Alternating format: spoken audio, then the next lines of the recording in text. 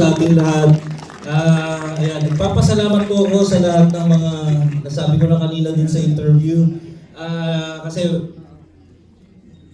lahat ng bahagi ng aking buhay at mundo narito. Mga high school classmates ko po narito. May invite din po akong college classmates. Mga kasamahan ko po sa PUP, kasamahan ko dati sa FEU, kasamahan ko sa real estate, kasamahan ko sa Chatro, sa modeling, sa PMEP, at ngayon po sa pagdidirect. Maraming salamat po dahil narito po sila Direk Joel Lamangan, Direk Carvalho, si Direk Buboy na sa pagiging artista po, madalas po akong kinukuha ni Direk Buboy dati. Thank you very much din po, Direk Buboy. Higit sa lahat, kay Sir Benji, sabi ko nga po dun sa interview, matagal na po itong nakatago sa baul, itong kwento na ito, pero hindi po ito magkakatotoo kung hindi po sa tulong at paniniwala ni Sir Benji Austria sa akin. Dahil ako rin po yung nagsulat. Thank you very much po, Sir Benji.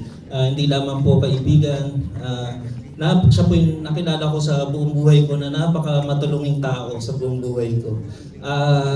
Of course, sabi ko isang karangalan sa akin na maidirect. Talagang sabi ko, first choice ko talaga at nagkatotoo naman si Ma'am Elizabeth Oropesa.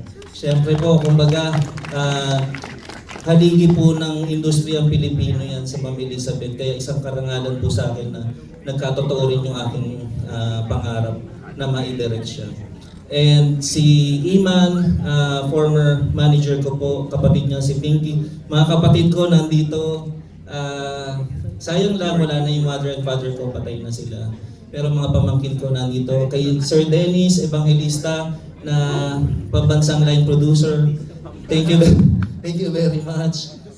Ako, si Sir Abdel, natin ginabayan din ako sa pag-assist director.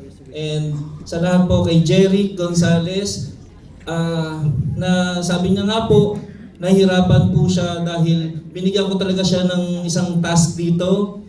Panoorin niyo na lang. Binigyan ko siya dito ng isang task na nagampanan niya naman ng mahusay.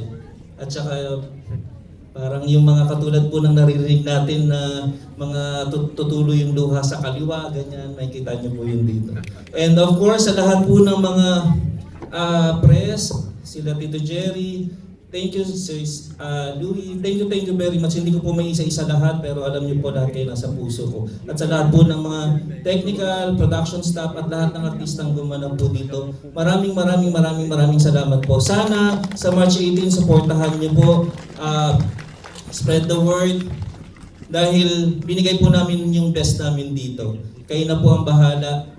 Kung ma-appreciate niyo po, sana po ikalat nyo, ikwento nyo po sa iba. Maraming salamat po. Thank you very much. Of course, our